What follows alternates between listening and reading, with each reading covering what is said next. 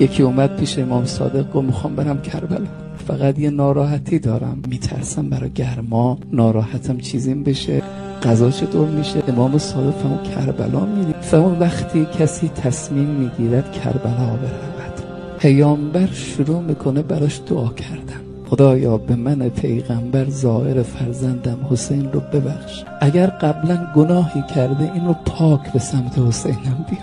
وقتی از منزل خارج می شود خدا دستور میده از 600 فرشته به سراغش بروند، از درب منزل تا کربلا این 600 فرشته باهاش بیان و برای هر قدمی که طی میکنه، هر متری که رد میکنید، خدا 1000 خوبی براش مینویسه و 1000 گناه رو پاک میکنه.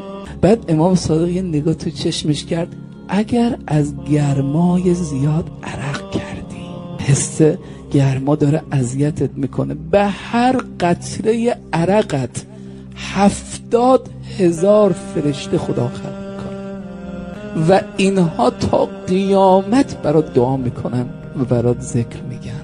و بعد جدم امیرالمومنین نگاه میکنه به زائر امام حسین، میگه خدایا من ضمانت میکنم زائر حسینم دست خالی بر نگردد. بعد فرمود وقتی نزدیک کربلا میشوید ملائک کربلا همه به استقبالتان میآیند، مرحبا به زائر حسین.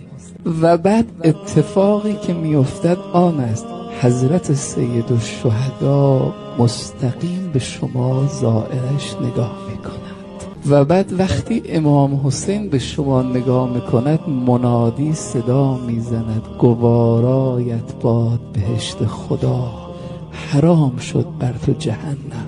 پس امام صادق علیه السلام فرمود اما روز قیامت، در آن عرصه قیامت و گرمای قیامت ملکی بلند می شود با صدای بلند می گوید این زوار الحسین. جمعیتی بلند میشن نحن زوار الحسین، ماییم.